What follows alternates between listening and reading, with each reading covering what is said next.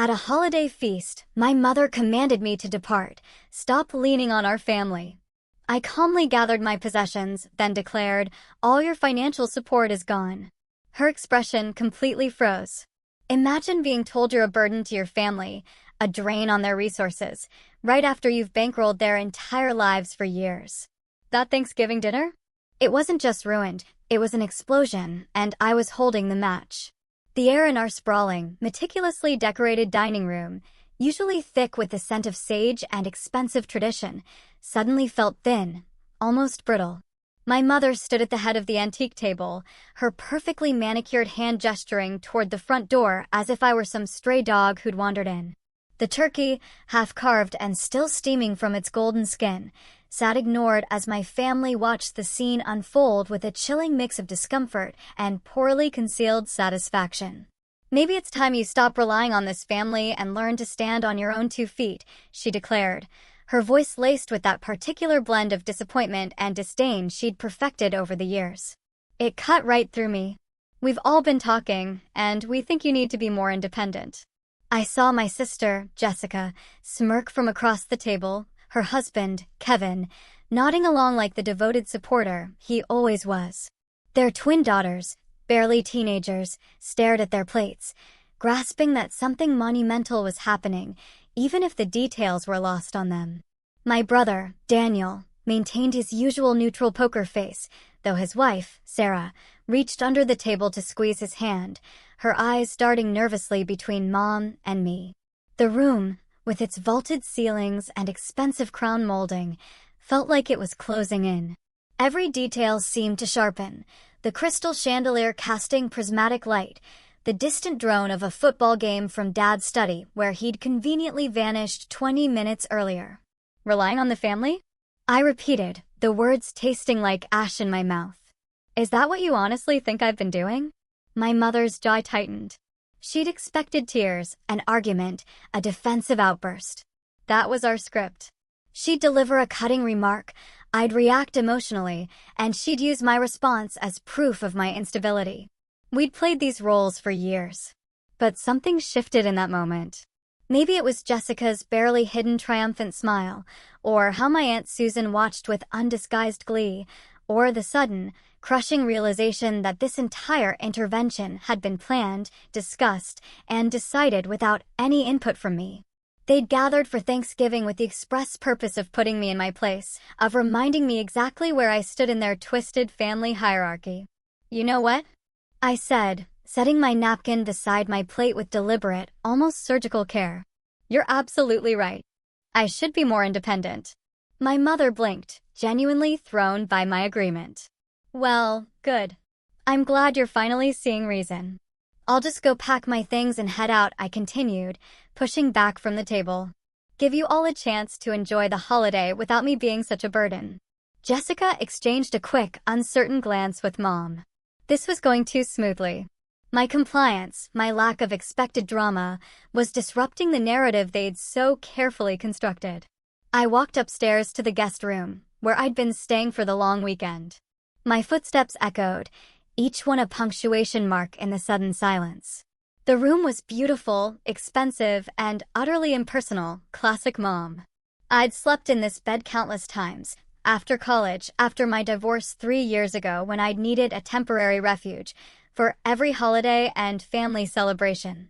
The dresser held a few of my clothes, the nightstand, a book I'd been reading, my toiletries neatly arranged on the bathroom counter. 20 minutes. That's all it took to erase any evidence of my presence. Clothes folded into my suitcase, toiletries zipped away, charger wrapped and tucked. I moved with methodical efficiency, my mind strangely clear despite the storm raging inside. Anger, hurt, betrayal, they were all there, a hurricane of emotion. But underneath, there was something else. A flicker of liberation, perhaps. Or maybe just sheer exhaustion from playing a role that had never, ever truly fit. I carried my suitcase downstairs, the wheels thumping against each step. The dining room conversation had resumed, voices carefully avoiding any mention of the confrontation that had just occurred. My mother was mid-story about the country club, her laugh a little too bright, a little too forced. Jessica contributed supportive comments at appropriate intervals while Kevin checked his phone under the table. They all looked up when I appeared in the doorway, suitcase in hand. Leaving so soon?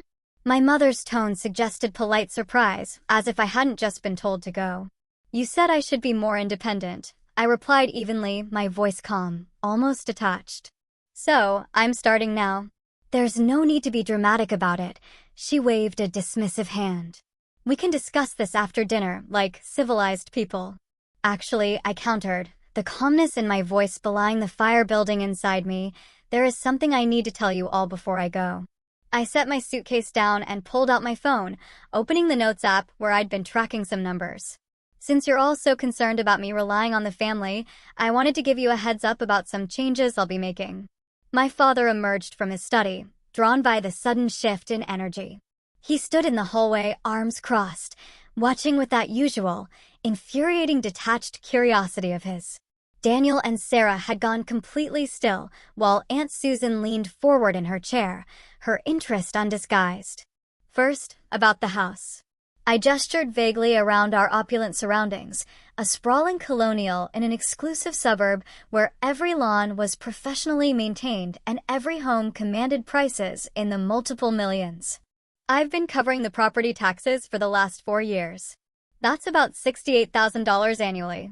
Since I'm learning to be more independent, I'll be discontinuing those payments immediately.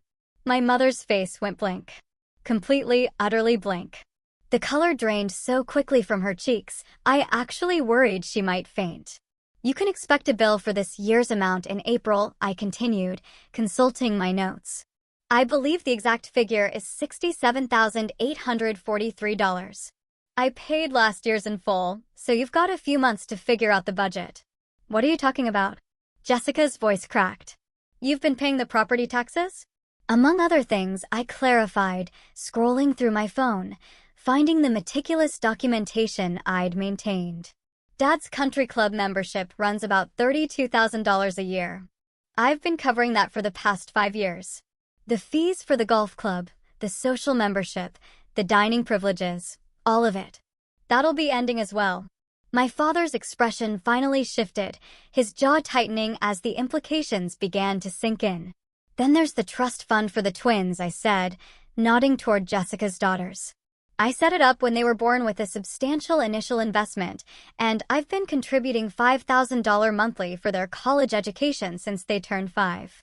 That's $60,000 a year for the past 8 years. With the original investment. And compound interest, that account is sitting at around $915,000 right now. Jessica shot up so quickly her chair scraped loudly against the floor. That's my daughter's money. Actually, I corrected her, a cold satisfaction spreading through me. It's my money that I chose to invest in their future. And since I'm such a burden who relies on this family, I think I'll redirect those funds toward my own independence. I made a show of typing on my phone. I'll have my financial advisor close the account on Monday. You can't do that. Jessica's voice climbed toward hysteria. I absolutely can. My voice was still steady, unwavering. The account is in my name, designated for their benefit. But there's no legal obligation for me to maintain it. I looked at my mother, whose blank expression had morphed into something between shock and utter rage. There's also the matter of your retirement account. After Dad's investment firm went under during the recession, you were facing some serious shortfalls. I've been supplementing your retirement to the tune of about $45,000 annually for the last 8 years. The silence that followed was absolute. Even Aunt Susan had gone quiet, her earlier glee evaporating as she mentally calculated what this meant. That's $360,000 I've contributed to ensure you could maintain your lifestyle, I continued, making sure each word landed. The monthly payments will stop at the end of this month. I suggest you talk to a financial planner about adjusting your budget accordingly.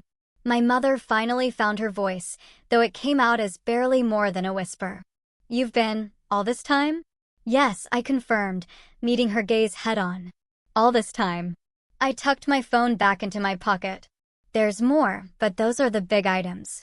The quarterly insurance premiums for the beach house, the maintenance fees for the timeshare in Aspen, the subscription services you all use under my family plan. All of it goes away when I start being more independent. Daniel spoke for the first time since I'd returned downstairs. Why didn't you ever say anything? Would it have mattered? I met his gaze steadily. When have any of you asked about my life, my work, what I do? You all assumed I was struggling because I got divorced, because I don't have children, because I chose a career path that didn't involve marriage to someone successful. You saw what you wanted to see. My mother gripped the edge of the table, her knuckles white. This is absurd. If you've been paying all these things, why would you let us think that you were the failure? Because you needed someone to look down on, I finished for her, the words flowing out, bitter and true. Jessica needed to feel superior with her perfect family. Daniel needed someone whose life looked messier than his marriage. Dad needed a daughter who wasn't as successful as his business failures. And you, I looked directly at my mother, you needed a project. Someone to fix and improve and manage. I picked up my suitcase handle, the wheels clicking into place. I make $475,000 a year in salary alone, I said quietly, letting the numbers hang in the air. I started my software company 9 years ago, and it's been profitable since year 2. The company went public 18 months ago, and I own 7% of the stock, which is currently valued at around $12 million. I have a condo in the city worth $1.8 million that I own outright, a retirement account that could support me comfortably for the rest of my life, and more job offers than I know what to do with. I've been financially independent and successful for nearly a decade while quietly making sure this family maintained the lifestyle you'd all grown accustomed to. Jessica sank back into her chair, her face ashen. Kevin stared at me like I'd suddenly grown a second head. Sarah covered her mouth with her hand, her eyes wide with the dawning realization of exactly how badly this had gone wrong. But you're right, Mom. I should stop relying on the family. I smiled, though there was no warmth in it. So, I'll stop relying on family dinners to make me feel small.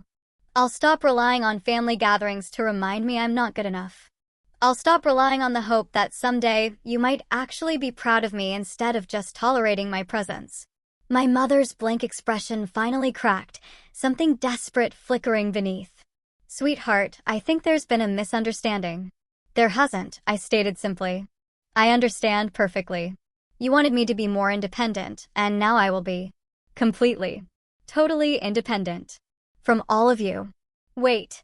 My father stepped forward, his voice carrying an unfamiliar urgency. Let's talk about this rationally. Clearly, there's been some miscommunication. The communication was crystal clear, Dad. Mom told me to leave and stop being a burden. So, that's exactly what I'm doing, along with every financial burden I've been carrying for this family. I reached for the door handle. Oh, and one more thing. The financial advisor I mentioned? He's also a tax attorney. He's been keeping meticulous records of every payment I've made to each of you over the years. Technically, they could be considered gifts, which means you'll be receiving some amended forms for tax purposes. Might want to check with your accountant about that. The door opened easily, cold November air rushing in and making the chandelier crystals chime softly. My car sat in the circular driveway, a luxury sedan I'd paid cash for, but always parked in the back during family visits so it wouldn't draw attention. You can't just walk away from your family. My mother's voice finally broke, anger and panic mixing into something raw. After everything we've done for you. I paused at the threshold, looking back at the elaborate dining room where my family sat frozen in their expensive chairs, surrounded by their expensive things, facing an expensive future they could no longer afford. You didn't do anything for me, Mom. I did everything for you. And you just told the person funding your lifestyle to leave, because I was relying on the family too much. I shook my head slowly. The irony would be funny if it weren't so pathetic. I walked to my car without looking back, my suitcase rolling smoothly across the pristine driveway. Behind me, voices erupted in conflict, my mother shrieking something at my father, Jessica's voice climbing toward hysteria, Daniel trying to interject with logical questions that no one wanted to answer. Aunt Susan's scandalized gasp carried across the yard as the full scope of the disaster finally became clear. The gate at the end of the driveway opened automatically, sensors recognizing my car. I drove through without a glance in the rearview mirror. My phone started ringing before I'd even reached the end of the street. My mother's name flashed across the screen. I declined the call, switched the phone to silent, and watched as call after call came in. Mom, Dad, Jessica, Daniel, even Aunt Susan. Text messages began flooding in, the notification count climbing steadily. Traffic was light on Thanksgiving evening. Most people were still gathered with family, enjoying dessert and football, the comfortable illusion of togetherness.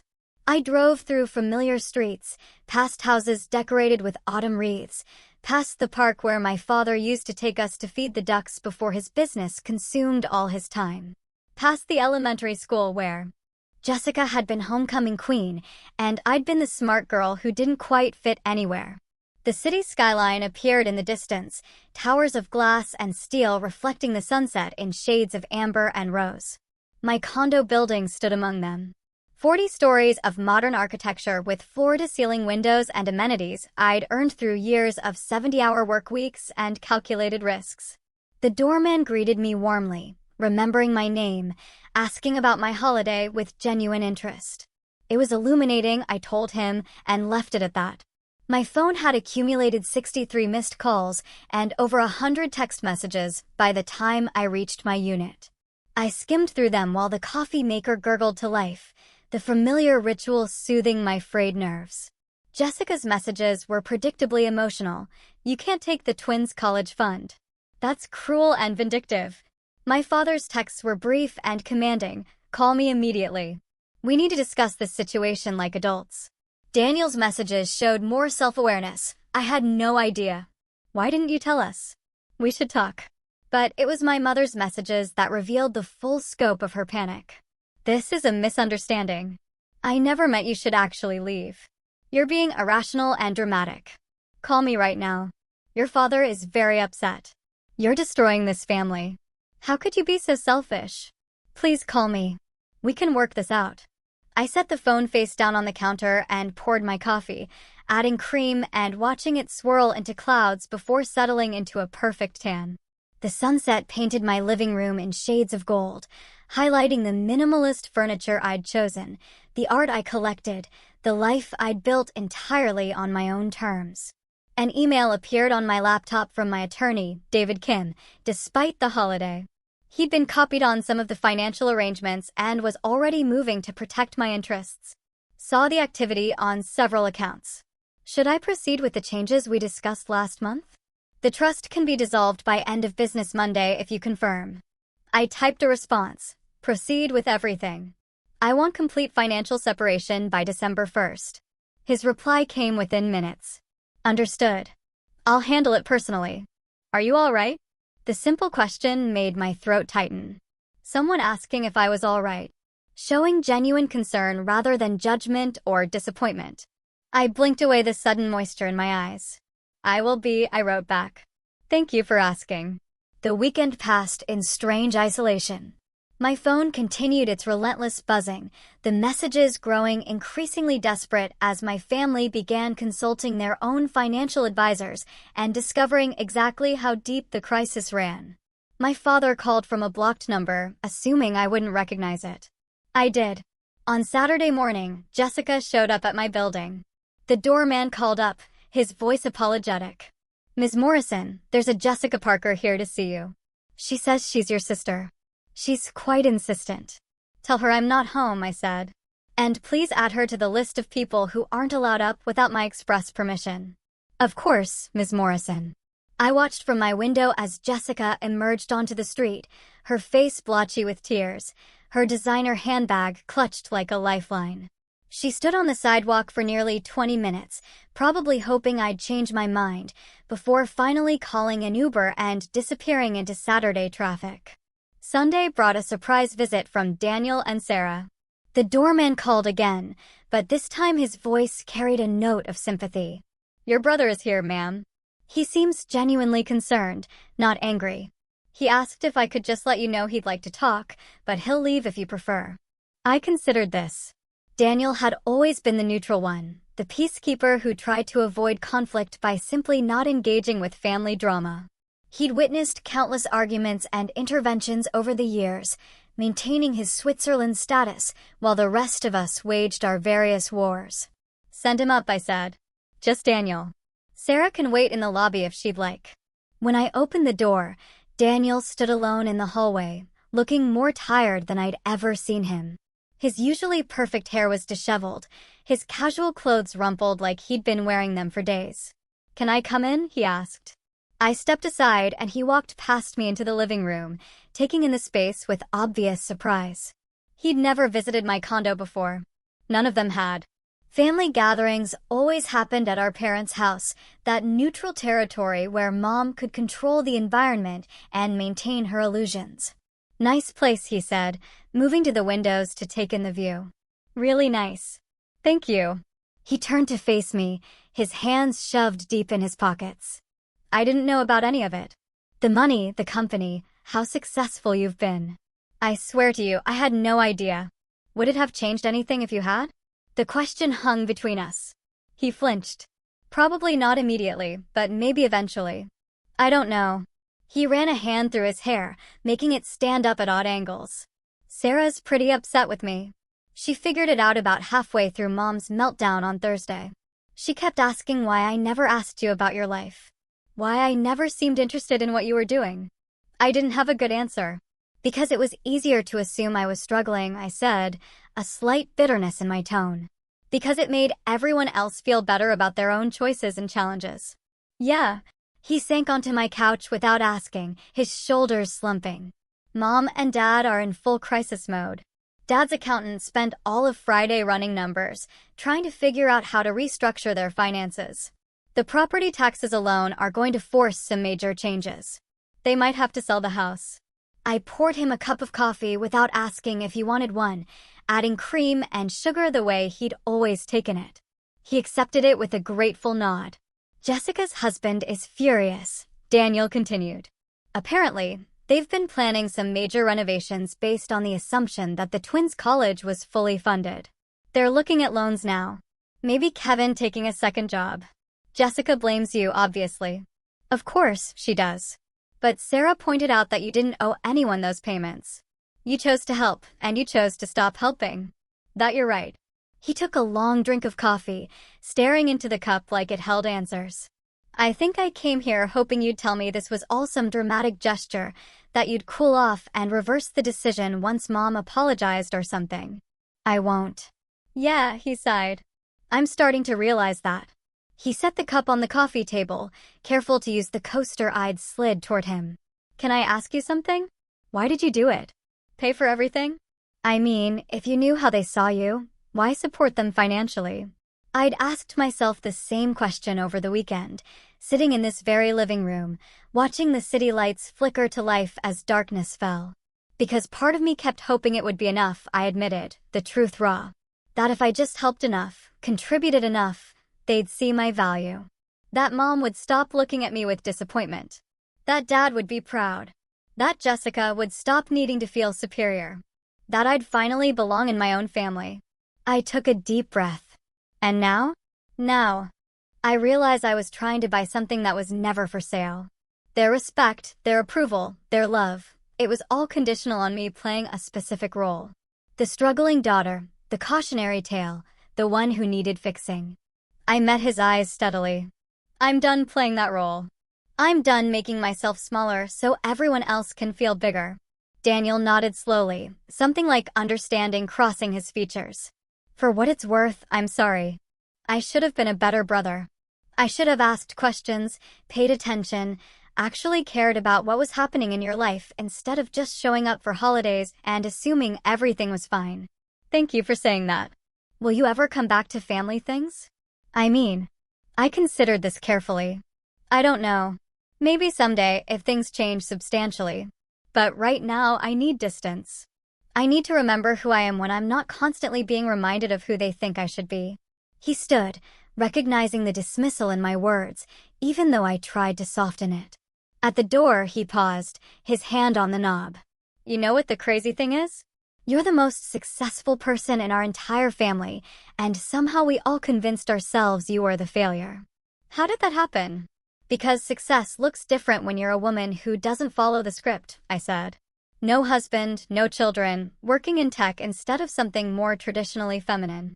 It didn't fit the narrative Mom had in her head, so she rewrote my story to make sense of it.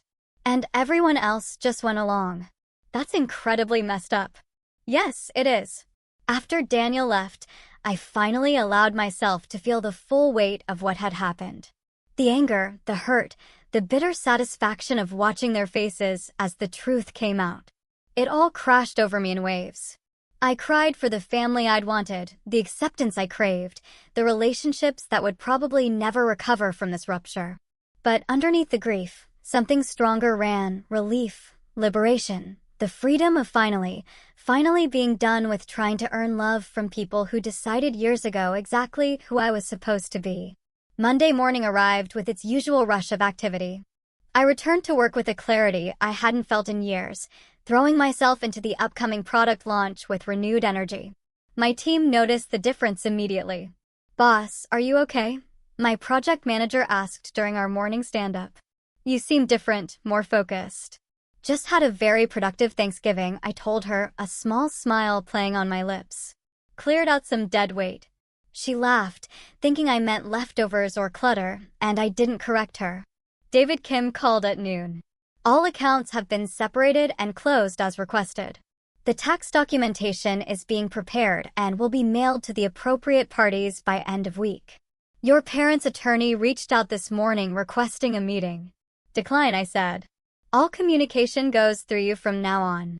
And David, thank you for handling this so efficiently." "That's what you pay me for," he said, but his voice carried warmth. "Though between you and me, I've been hoping you'd cut those ties for years. You've been too generous with people who didn't appreciate it." The truth of that statement settled into my bones, finding a home alongside all the other truths I'd finally acknowledged. Weeks passed. Christmas approached with its usual commercialism and enforced cheer. I received a formal invitation to my parents' house for the holiday dinner, delivered by mail, as if I were some distant acquaintance rather than their daughter. I sent it back with a simple note: "Unable to attend. Best wishes for the new year." Jessica's social media presence, usually filled with carefully curated images of her perfect family, went dark after Thanksgiving. The silence spoke volumes about the financial reality they were facing. Kevin had indeed taken a second job. According to Daniel's occasional updates, the twins would be attending state schools instead of the Ivy League institutions Jessica had been planning on. The renovation on their house had been indefinitely postponed. My parents listed their house in January. The market was slow in winter, but eventually, a young family made an offer. Mom and Dad downsized to a condo in a less prestigious neighborhood, their country club memberships canceled, their lifestyle adjusted to match their actual income rather than the artificially inflated one I'd been subsidizing. Through it all, my phone remained silent. No apologies, no acknowledgement of wrongdoing, no real acceptance of responsibility. Just requests, sometimes demanding, sometimes pleading, but always requests for me to restore the financial support I'd withdrawn. I ignored them all. Spring brought unexpected developments. My company launched a new platform that exceeded all projections, sending our stock price soaring. The value increased by 40% in just 2 months, pushing my 7% stake to well over $16 million. Tech journals ran profiles on me. Forbes published an interview. Local news featured a segment on successful women entrepreneurs. My mother's friends saw it. Her social circle. The same women who'd witnessed countless subtle digs about my life choices now knew exactly how wrong she'd been. I heard through Daniel that she'd stopped attending her book club, couldn't face the garden club meetings, had withdrawn from most social engagements rather than field questions about her successful daughter. Part of me felt vindicated. Part of me just felt sad. On a warm afternoon in April, exactly 5 months after that disastrous Thanksgiving dinner, my doorman called up with an unusual request. "Miss Morrison, your mother is here. She doesn't want to come up. She asked if you'd be willing to meet her in the coffee shop across the street. She says she understands if you refuse." I looked at the work spread across my desk, the afternoon meetings on my calendar, all the perfectly valid reasons to say no. But something in the doorman's tone made me pause. "How does she look?" I asked. A brief silence. "Honestly, ma'am, she looks like she's been through hell these past months." I closed my laptop. Tell her I'll be there in 10 minutes. The coffee shop was a quiet place I frequented. The baristas knew my order by heart. My mother sat at a corner table, her hands wrapped around a cup of tea she hadn't touched. She'd aged in 5 months, new lines around her eyes, gray roots showing at her part, her usual impeccable appearance replaced by something more worn and human. I ordered my usual latte and joined her at the table without fanfare. "Thank you for coming," she said quietly. "I wasn't sure you would." I wasn't sure I would either. We sat in silence for a long moment, the coffee shop noise swirling around us, the hiss of the espresso machine, the murmur of other conversations, the clink of cups against saucers. "I owe you an apology," my mother finally said, her voice trembling slightly. "A real one. Not just words designed to get you to fix everything I broke. I was cruel to you on Thanksgiving. I've been cruel to you for years before that, actually, but that day was particularly awful. And the worst part is I did it deliberately. I wanted to hurt you, to put you in your place because—" She stopped, her voice breaking slightly. "Because watching you succeed on your own terms terrified me." "Why would my success terrify you?" I asked, genuinely wanting to understand. "Because it meant I'd been wrong about everything. About what made someone valuable, about what constituted a successful life, about what you needed to be happy. I built this narrative where I was helping you, guiding you, trying to save you from yourself. And if you were actually thriving, if you'd been successful all along, then what did that make me?" She took a shaky breath, still not touching her tea. "I saw the Forbes interview. Read every word. Learned more about your life from a magazine article than I'd bothered to learn in years of actual conversation. Do you know that's what made me realize how badly I'd failed as a mother? Not the financial crisis, not losing the house, not Jessica's anger or your father's disappointment. It was reading about my own daughter's achievements from a stranger who'd spent 2 hours interviewing you and somehow understood you better than I did. My latte sat cooling in front of me, forgotten. I'm not here to ask for money," she continued, "or for you to restore anything you took away. You had every right to stop supporting us. And frankly, we should have been ashamed to accept it in the first place without even acknowledging what you were doing. I'm here because I owe you an apology that doesn't come with conditions or expectations. I'm sorry. I'm profoundly, deeply sorry for every way I failed you." The words hung between us, raw and real in a way nothing between us had been for years. "I don't know if I can forgive you," I said honestly. "Not yet. Maybe not ever. What happened on Thanksgiving wasn't an isolated incident. It was a culmination of a lifetime of small cuts, constant criticism, and conditional love." I know, her eyes filled with tears that spilled over, running unchecked down her cheeks. "I know I can't fix this with one conversation. I just wanted you to know that I see it now. I see what I did, what I've been doing, and I'm trying to do better, to be better, even if it's too late for us." I took a sip of my latte, buying myself time to think. What would better look like? "Therapy, for one thing," she admitted, a wry, self-deprecating smile appearing. "I started seeing someone in February. Turns out I have some pretty significant issues with control and self-worth tied up in my children's achievements. Who knew?" She laughed, but it was bitter. "I'm working on it, on understanding why I needed you to fail so I could feel necessary. Why your success felt like a personal attack instead of something to celebrate. And Dad, your father is processing. He's angry, mostly at himself. Turns out when you strip away the country club and the expensive house and all the trappings he thought mattered, you're left facing some uncomfortable truths about who you actually are. He's not handling it particularly well." She finally lifted her tea, taking a small sip. "Jessica is still furious with you, but Sarah's been good for Daniel. She's helping him see things more clearly, which creates some interesting dynamics at family gatherings." Do you still have those? Family gatherings. Smaller ones. Different ones. More honest ones. Actually, Daniel hosts most of them now. Sarah has a gift for calling out the artificial nonsense that used to define how we all interacted. Turns out when you can't hide behind money and status, you either build something real or you have nothing at all. I studied my mother across the table, seeing her perhaps clearly for the first time in years. Without the armor of her perfect house and perfect life, she looked smaller somehow, More vulnerable, more human. I can't come back to family dinners yet, I told her. Maybe not for a long time. But I appreciate you coming here. I appreciate the apology, and I believe you're trying to change. That's more than I deserve. Probably. But I'm not doing this for you. I'm doing it for me, because holding on to anger takes energy I'd rather spend on other things. I finished my latte, the foam leaving a thin line on the inside of the cup.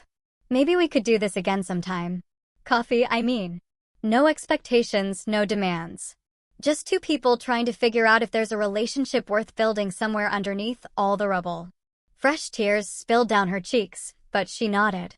I'd like that very much. We parted on the sidewalk outside the coffee shop, an awkward moment where neither of us knew if a hug would be welcome or appropriate. Finally, I extended my hand, and she took it, squeezing gently before letting go and walking toward her car, a Mazda sedan rather than the luxury vehicle she used to drive. I watched her go, feeling something shift inside my chest. Not forgiveness, exactly. Not reconciliation. But maybe the beginning of something that could eventually grow into understanding.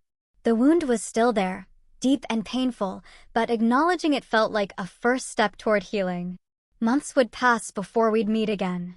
A year before I'd attend another family gathering, this time at Daniel and Sarah's house, where the dynamics had shifted into something more authentic and less performative. 2 years before my mother and I would have a conversation that didn't carry the weight of our shared history like an anchor dragging us down.